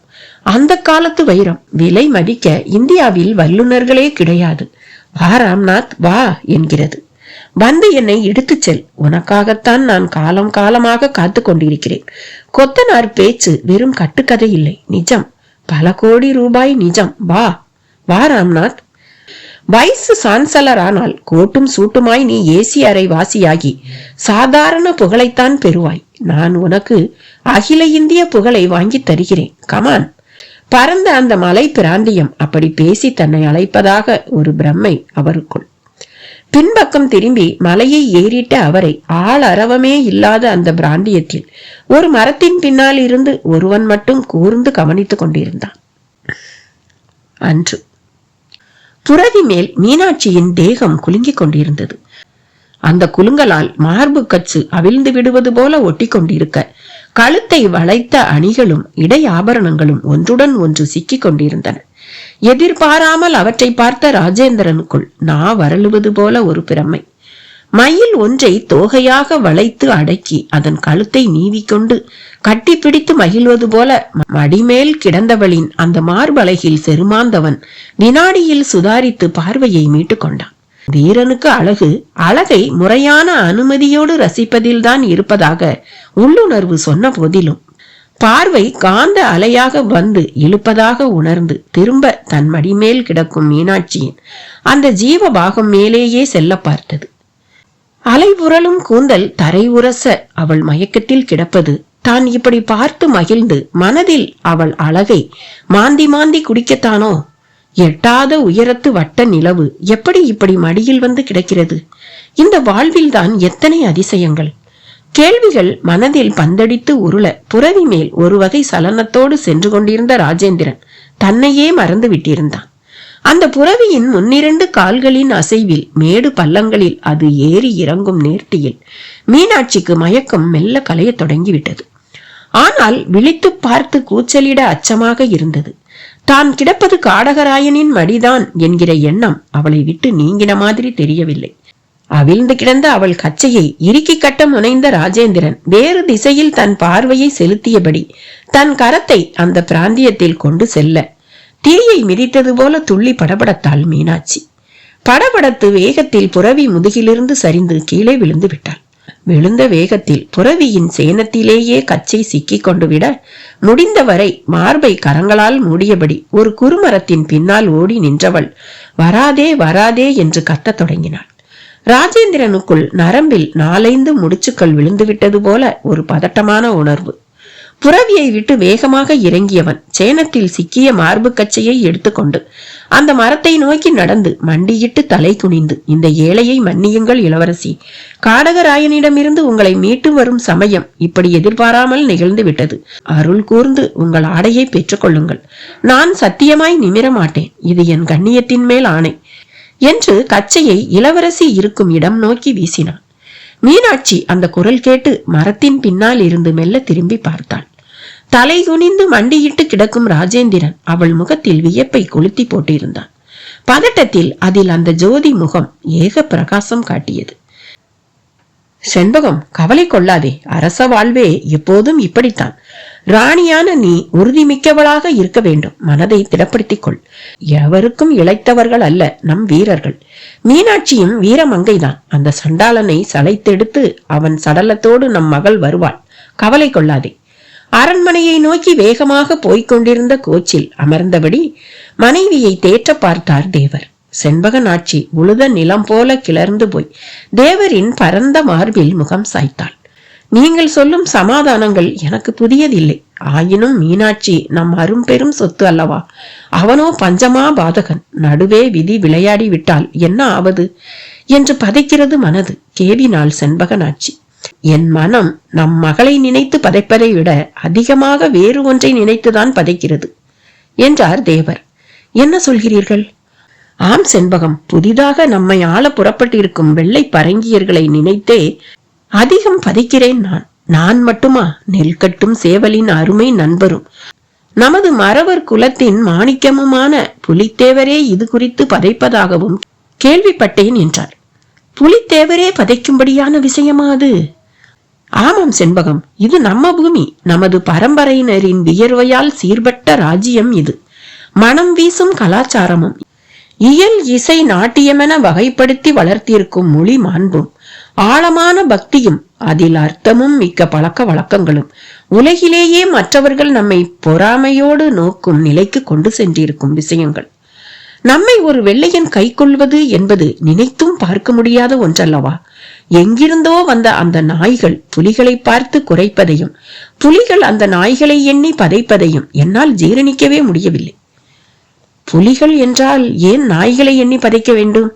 அதன் குருதியை குடிக்க வேண்டியதுதானே? உவமானத்துக்கு சொன்னது நடைமுறைக்கு சாத்தியமாகாது செண்பகம். நவீன ஆயுதங்களோடும் சூதுவாதை முதலாக போட்டும் நம்மவர்களை கொண்டே நம் கண்ணை குத்தும் தந்திரத்தோடும் அவர்கள் விஸ்வரூபம் எடுத்துக் கொண்டிருக்கிறார்கள். ஹீரான் என்பவன் தான் இப்போது இவர்களது நாயகன். யூசுப் என்பவன் இவனது வலது கை போன்ற வீரனாம். இவர்களால் கிழக்கில் நாயக்கர்களின் பாளையங்கள் சில பணிந்து விட்டன. பல பணிந்துவிடும் நிலையில் இருக்கிறது. இங்கே நமது புலித்தேவரால் நாம் இதுவரை தலை குனியாமல் இருந்து வருகிறோம். இவற்றையெல்லாம் விட எனக்கு நம் மகள் இழப்பு பெரிதாக தெரியவில்லை. உங்களது பொது நோக்கை நான் மெச்சுகிறேன். அதற்காக மகளின் இழப்புக்கு இப்படி ஒரு சமாதானம் எனக்கு தேவையில்லை. ஆண் வாரிசற்ற நமக்கு அவள்தானே எல்லாம். சராசரி பெண்மணியாக புலம்பாதே செண்பகம். உனக்கு ஆறுதல் சொல்வது போல நான் எனக்கே சொல்லிக் கொள்ளத்தான் அத்தனை நீளம் பேசினேன். சற்று போரு, நம் அரண்மனை கூட வந்து விட்டது. வஜ்ர நாராயணனுடன் நானும் புறப்பட போகிறேன். நரியை பிடிக்க சிங்கம் எதற்கு என்று கௌரவம் பார்த்தேன். இனி பார்ப்பதாய் இல்லை. காடகராயனுக்கு என் கட்டாரிதான் யமன். என் திருமகளை தொட்டு தூக்கி அவன் கை விரல்களை நறுக்கி எறிவேன். இந்த பிராந்தியத்தை விட்டே அந்த வழிப்பறி கல்வர்களை ஒழித்து கட்டுவேன் என்று ஒளிந்திருந்து பார்க்கும் அவன் பார்வையில் லீகோஹரியில் தீப்பிடித்த மாதிரி ஒரு சிவப்பு. அறுவடையான சோழ வயலை போல தாடை முடிகள் தாறுமாறான வளர்ச்சியில் கிடந்தன. கலைத்து போட்ட குருவி கூட்டை போல தலைமுடி, கண்மாய் மேட்டை போல கருத்த உதடுகள். அவை சிகரெட்டை சாம்பலாக்கி கொண்டு புகையை கக்கிக் கொண்டிருந்தன. யார் இந்த பெரிய மனுஷன்? கேள்வி அவன் நெற்றியை பிராண்டி கொண்டிருப்பது தெரிந்தது. அழுக்கு பேண்டை முட்டிக்கால் வரை மடித்து விட்டிருந்தான். முழுக்கை சட்டைக்கும் அதே நிலை. மார்பு மட்டும் திறந்து கிடந்தது. அதில் ஆச்சரியமாக புலிப்பல் பதித்த தங்கச்சங்கிலி. பாண்டின் இடுப்பு சருக்கத்தில் கத்தியும் கை துப்பாக்கியும் செருகப்பட்டிருந்தன. அவன் ஒரு விவகாரமான மனிதன் என்று சொல்லாமல் சொல்லும் அவன் கால் மாட்டில் ஒரு மூட்டை. அதில் அழுகி போன பல பொருட்கள், கள்ளச்சாராயத்துக்கு பயன்படும் பல பொருட்கள். திடும் என்று அவன் தோளை யாரோ தொடவும் திடுக்கிட்டு திரும்பினான். மேலும் கருப்பாய் அவனை போலவே இன்னொருவன். என்னவே, சோழியை பார்க்காம மரம் மாதிரி நின்னுகிட்டு தோளை தொட்டவனிடம் இருந்து கேள்வி வேறு. அங்க பாருல, நம்ம பாலடைஞ்ச வீட்டுக்கும் ஒருத்தன் குடி வந்திருக்கிறத. அட யாருப்பா அது? பார்த்தா படிச்ச முகரையா தெரியுது. இந்தியாவில ஊடு வாங்க வேற இடமே இவனுக்கு கிடைக்கலையாமா? அவர்கள் சலனத்தோடு விவாதிக்க ஆரம்பித்தார்கள். காரணமாத்தான் இந்த வீட்டுக்கு அந்த ஆள் வந்திருக்கிறதா கேள்விப்பட்டேன். பேய் பிசாசு பயத்துக்கெல்லாம் தண்ணி காட்டுற டைப் வேறையாம். இனி நம்ம பொழப்பு தில்லானாதான். மலையில சாராயம் காய்ச்சுற நேரம் போக கீழே இந்த வீட்டு மறைவுல சீட்டு விளையாடி தண்ணி போட்டு கும்மாளம் போட இனி முடியாதப்பு. கவலைப்படாத, 4 நாள்ல பைய துண்ட காணோம் துணிய காணோம்னு ஓடிடுவான். அந்த வீட்டு ராசி நமக்கு தெரியாதா? சரி சரி, நீ சரக்கோட மேல ஏறு. எவனோ புது பாரஸ்டர் ஒருத்தன் வந்திருக்கானாம். சுத்த அகராதியான், நேர்மை நியாயம்ங்கிற காந்தி டைப்பான். முதலாளி ஜாக்கிரதையா போக சொன்னாரு. ஜாதிக்கா பொறுக்கிறேன், பட்டை சோம்பு வெட்டறேன்னு நீ பாட்டுக்கு மலைப்பக்கம் பொறுக்க போயிடாத. 10 டின்னு சாராயத்துக்கு அட்வான்ஸ் வாங்கியாச்சு. வேலை தலைக்கு மேல இருக்கு. அவர்கள் இருவரில் ஒருவன் வந்தபடி திரும்ப, மூட்டையோடு வந்தவன் மறுபடியும் மேலேற இதையெல்லாம் எதையும் கவனிக்கும் மனநிலையில் ராம்நாத் இல்லை. திரும்பவும் வீட்டின் பின்பக்கத்துக்கு வந்து ஜம்னாலாவின் சடலத்தை பார்க்க தொடங்கி இருந்தார். சுண்டி சுருங்கி சிவந்து பழுத்து பாகற்காய் போல தேகமெங்கும் ஒரு வகை திரட்சி, நல்ல தீர்க்கமான நாசி, ஆச்சரியப்படும்படியாக துளி கூட சிதிலமின்றி ஹலோ சொன்ன அந்த சடலம் ராம்நாத்தை குடை குடை என்று குடைந்து கொண்டிருந்தது. யாருப்பா நீ? எந்த நூற்றாண்டு ஆளு? எப்படி இப்படி நீ சிதைஞ்சு போகாம இருக்க? உன் மேல இருக்கிற மூலிகைகளுக்கு அவ்வளவு சக்தியா? உன் மூலமா எனக்கு ஒரு புது சரித்திரம் தெரிய வந்தா எவ்வளவு நல்லா இருக்கும் தெரியுமா? உன்னை விடமாட்டேன் ஜம்னாலால். நர்மதை ஆத்தங்கரையில பல்லாயிரக்கணக்கான வருஷத்துக்கு முந்தைய மண்டையோடு கிடைச்சதுக்கே ஊங்கிற பத்திரிகைகள் உன்னை கண்டா என்ன சொல்லும்? இந்தியாவிலையும் ஒரு மம்மி, வாவ், நினைச்சு பார்க்கும் போதே எக்ஸலண்டா இருக்கு எனக்கு. ஜம்னாலால், நீதான் என்னோட புதையல். ராம்நாத்தின் மன ஓட்டத்தில் நினைவலைகள் ஆமோதிப்பது போல வாயிற்புறமும் மாருதியின் கீங் கீங். அதன் உலோக கூரை மேல் பாந்தமாக கட்டிய நிலையில் ஒரு மாபெரும் குதிர்த்தாளி. புன்னகையோடு இறங்கினாள் ஜெயந்தி. டாட், ரொம்ப அலையாம உடனேயே கிடைச்சிடுச்சு என்று குலைவாய் பேச கொத்தனார் அதை இறக்க தொடங்கி இருந்தான். ராம்நாத்தும் உடன் சேர்ந்து இறக்கினார். பதவிசாக உள்ளே கொண்டு சென்றனர். பக்குவமாக ஜம்னாலாலை அதன் உள்ளே கிடத்தி தாலியை மூடி ஒரு அறை மூலையில் நிறுத்தவும் செய்தனர். ஜெயந்தி, நாம இனி லாட்ஜ்ல தங்க வேண்டாம், இங்கேயே தங்குவோம். போய் லாட்ஜ காலி பண்ணிட்டு வந்துடு.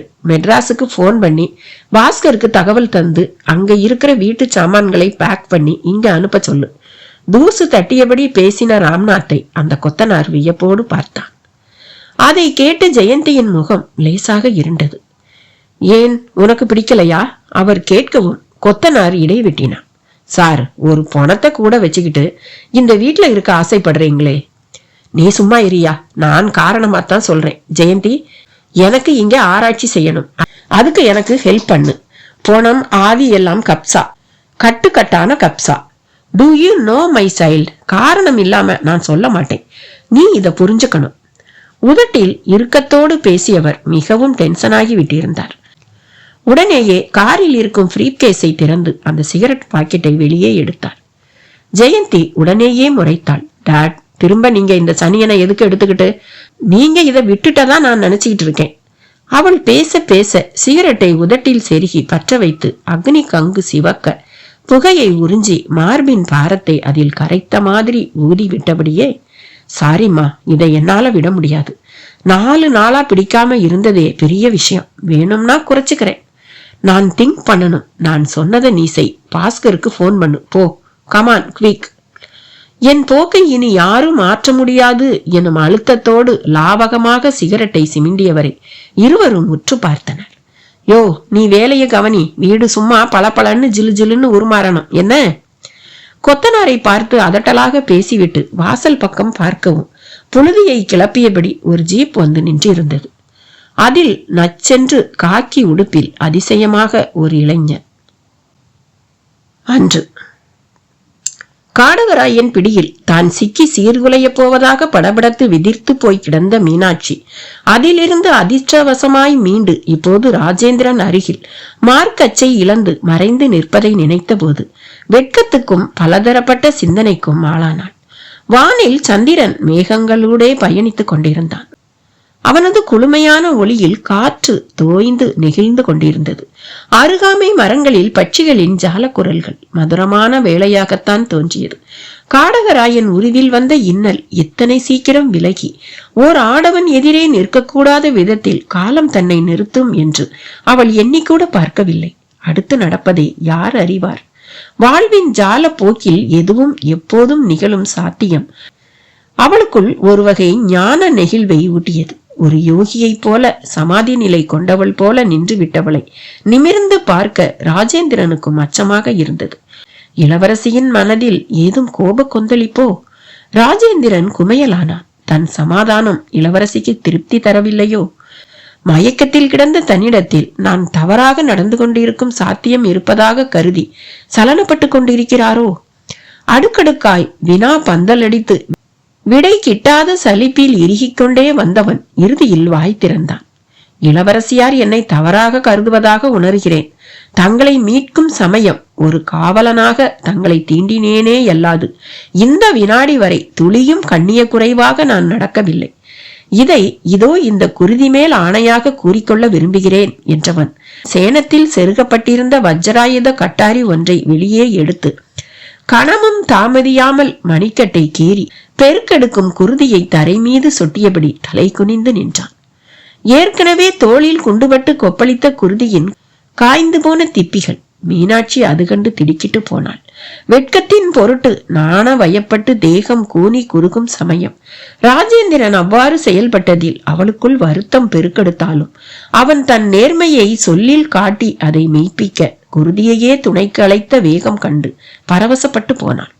இனியும் தாமதிக்க கூடாது எனும் முடிவோடு முன்வந்து அவன் தன் அருகில் வீசிய கச்சையை எடுத்துக்கொண்டு திரும்ப மரத்தின் பின் சென்றவள் சென்ற வேகத்தில் அதை அணிந்து கொண்டு திரும்ப வந்தாள். வருத்தம் தோய்ந்த முகத்தோடு சட்டென்று எட்டி ராஜேந்திரனின் குருதி ஒழுகும் கரத்தை பிடித்தாள். ராஜேந்திரன் அந்த பிடியில் சிலிர்த்து போனான். பேச இயலாத ஸ்தம்பிப்பை காட்டினான். எனது நாணத்தை புரிந்து கொள்ளாமல் இப்படி அவசரப்படலாமா? அவள் கொஞ்சம் குரலில் இதழ்களை பிரித்தாள். அந்த குரலின் இனிமையில் அவன் கரைந்து விட்டிருந்தான். குருதி பெருகிக் கொண்டே இருந்தது. அடடா, குருதி இப்படி கொப்பளிக்கிறதே, உங்களுக்கு வலிக்கவில்லையா? அவள் பேச்சில் வருத்தம் விஸ்தாரமாக வெளிப்பட்டது. அதை கட்ட துணி ஏதும் கிட்டாதா எனும் தவிப்பு அவள் விழிகளின் தேடலில் தென்பட்டது. ஆனால் ராஜேந்திரன் சலனமே இல்லாமல் அவளையே பார்த்து கொண்டிருந்தான். அன்பரே, என் பேச்சு உங்கள் காதுகளில் விழுகிறதா இல்லையா? அவனது புசுபுசுத்த மார்பை தொட்டு கரத்தை மேலேற்றி புஜத்தில் குத்தியவளை வெடுக்கென்று பிரெஞ்சை மீண்டு பார்த்தான் ராஜேந்திரன். உங்கள் செய்கை எனக்கு வியப்பளிக்கிறது. பேசினால் ஆவேசம், பேசவிட்டால் இறுகின மௌனம். இதுதானா உங்கள் குணச்சித்திரம்? மீனாட்சியின் அந்த கேள்வி முன் மெல்ல புன்னகை வயப்பட்டான் ராஜேந்திரன். மன்னிக்க வேண்டும் இளவரசி என்றான். எதற்கு? உங்களை தர்ம சங்கடப்படுத்தி விட்டேன் அல்லவா? எப்படி? நடந்ததை நீங்களே நினைத்துக் கொள்ளுங்கள். திரும்ப வார்த்தைகளில் அதை வர்ணிக்கும் வல்லமை எனக்கு கிடையாது. சாமர்த்தியமான அவன் பதிலை எண்ணி வியந்தவள் அவனை ஊன்றி பார்த்தாள். நில ஒளியில் அவள் மனதில் அவன் கவர்ச்சியானவனாகவே தென்பட்டான். அவயங்கள் அனைத்திலும் திருத்தமான நிலை. முதலில் உங்களுக்கு என் நன்றி. ஆமா, உங்கள் பெயரை நான் தெரிந்து கொள்ளலாமா? இதமாக கேட்டாள். ராஜேந்திர வல்லான். சகலரும் ராஜேந்திரன் என்றே என்னை அழைப்பார்கள் என்றான். ஓ, தஞ்சை சோழ சக்கரவர்த்தியின் பெயரோ? ஆனால் நான் சக்கரவர்த்தி இல்லை இளவரசி, சாதாரண படை வீரன். தங்கள் தந்தையார் பாளையக்கால அம்பலத்தேவரின் அருகாமை மெய்க்காவலன். மாதம் 20 சம்பளம் பெறும் சாதாரண ஏவலன். அதனால் என்ன? எனக்கு கூட அந்த அங்கையர்கண்ணியின் திருப்பெயரை எனது தந்தையார் சூட்டியுள்ளார். அதற்காக நான் அந்த பரமனின் பக்க துணையாகி விட முடியுமா என்ன? வாழ்வில் எது எப்போது நடக்கும் என்று யாராலும் கூற முடியாது. இன்றைய ஏவலர் நாளைய அரசர் ஆவதும், இன்றைய அரசர் நாளைய ஏவலர் ஆவதும் காலம் விளையாட விரும்பினால் ஈடேற போகும் விஷயங்கள் தானே. இந்த பீடிகை எதற்கு இளவரசி? இது பீடிகை இல்லை, இன்றைய அனுபவத்தில் நான் உணர்ந்த நிஜம். நீங்கள் உங்களை ஏவலன் என்று நினைப்பதை மாற்றிக்கொள்ளுங்கள். வீரம் மிக்க ஆண் மக்கள் ஒவ்வொருவரும் சக்கரவர்த்திகளே. நல்லது, நாம் கிளம்பலாமா?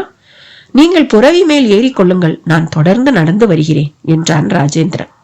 ஏன், நீங்களும் உடன் ஏறிக்கொள்ளக்கூடாதா? அது முறையல்லவே. நான் மயங்கி கிடந்த போது முறையாக கருதப்பட்ட ஒரு செயல் இப்போது எப்படி முறையற்றதாகும்? பதில் சொல்ல இயலாத தவிப்பு ராஜேந்திரனிடம் பெருக்கெடுத்த சமயம் தொலைவில் புறவி கூட்டம் அணிதிரண்டு வரும் திபுதிபு அரவம் காதில் விழுந்தது. ஐயோ, காடகராயன் கூட்டத்தவர் இனம் கண்டு கொண்டு நெருங்கிவிட்டனரா? ராஜேந்திரன் துணுக்குற்ற அந்த வினாடியில் தீப்பந்தங்கள் திகு திகுக்க சுற்றிலும் ஒரு புறவி கூட்டம் வந்து அவர்களை வளைத்து வட்டம் கட்டி நின்றது. இன்று பார்க்க படு மிடுக்காக தெரிந்த அவன் 25 வயது இளமைக்குள் மிடுக்கையும் துடிப்பையும் ஒட்டு மொத்தமாக குத்தகைக்கு எடுத்துவிட்டிருக்கும் பாவனையை காட்டியபடி அந்த ஜீப்பை விட்டு இறங்கி உள்ளே வந்தான். ராம்நாத் ஒரு வினாடி திணறி போனார். ஜெயந்திக்கோ வெந்நீரில் பாதம் பட்ட மாதிரி ஒரு துடிப்பு. உள்ளே நுழைந்த அவன் ராம்நாத்தை பார்த்து ஆச்சரியமாக விழிகளை விரித்தான். சார் நீங்களா என்றான் வியப்புடன். யாருப்பா நீ?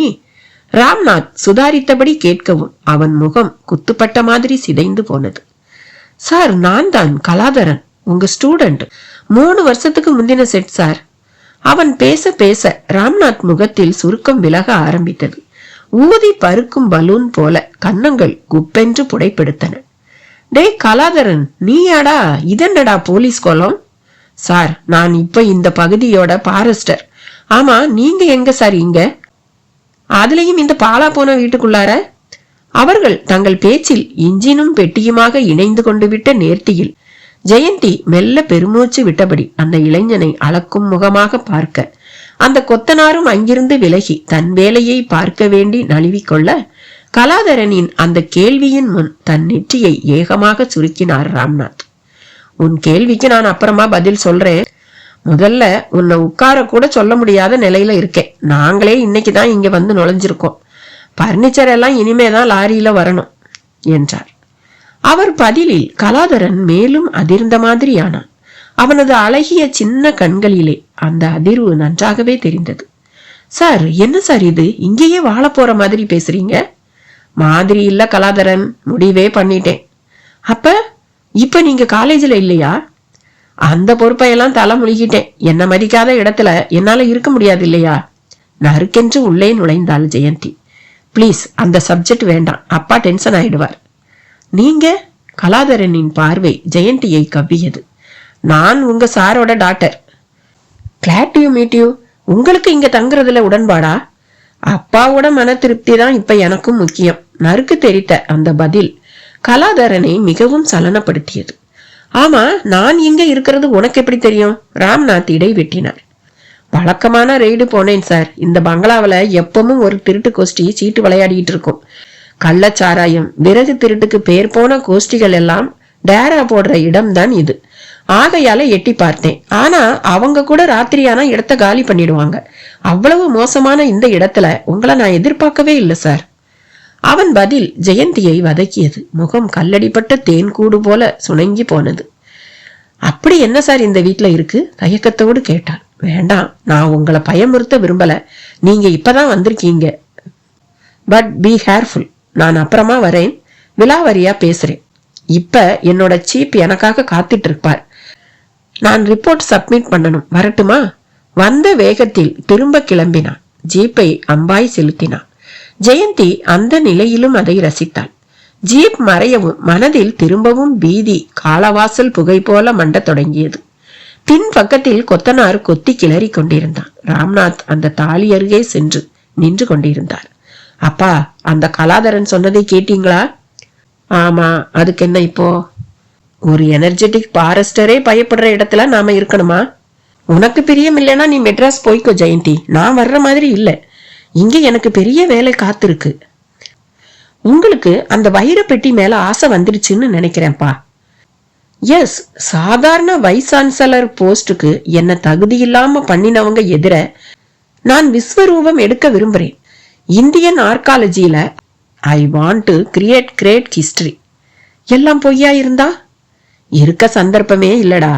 இதோ இந்த ஜம்னாலால் சாட்சி, அழியாத அவன் உடம்பு சாட்சி, அவன் கைவசம் இருந்த அந்த மோதிரம் சாட்சி, இந்த ஓலைகள் சாட்சி. ஜெயந்தி அப்படியே அதை கேட்டு துவண்டு போனாள். அந்த மலைப்பாதை வயிடெடுத்த மாதிரி நீண்டு கிடக்க இரு பக்கமும் அடர்த்தியாய் மரக்கூட்டம். குப்பியை தலையில் செருகிக் கொண்ட தினசில் நுள்கொண்டை ஓனான்கள் வெறித்து பார்க்க, கழுத்தில் கேமரா ஊஞ்சலாட வாக்கிங் ஸ்டிக் சகிதமாக மேலேறி கொண்டிருந்தார் ராம்நாத். சற்று தள்ளி அடிவார பொட்டல், அதில் ஆடு மாடுகளின் மேய்ச்சல், முந்திரி கொட்டை போல ஒரு சிறிய பாறை மேடு, அதன் மேல் காக்கி அரை டிராயர் உடுப்போடு கைவசம் ஒரு மரக்கிளை கொம்போடு 10 வயது சிறுவன் மல்லாக்க படுத்து காலை ஆட்டி கொண்டிருந்தான். வைகுண்டத்தில் மகாவிஷ்ணு கூட அவ்வளவு சந்தோஷமாக படுத்து கிடப்பதாக சொல்ல முடியாத பாவனை. எதேச்சையாக திரும்பியவன் மலைப்பாதையில் ஏறும் ராம்நாத்தை பார்த்து மூக்கை சிலிப்பிக் கொண்டான். துள்ளி எழுந்து அவரை நோக்கி ஓடினான். யாருங்க அது? கேள்வியை எரிந்தபடி மெல்ல நெருங்கினான். அவர் அவனை வித்தியாசமாக பார்த்தார். யாரு தம்பி, நீ மாடு மேய்க்கிற பையனா கேட்டார். ஆமா, நீங்க எங்க இந்த பக்கம் போறீங்க? போகாதீங்க என்றான். ஏன்பா? இந்த பக்கம் மேல போற யாரும் உசுரோட திரும்ப மாட்டாங்க என்றான் அந்த பையன். இந்த கதையோட தொடர்ச்சி அடுத்த பகுதியில. பாய்.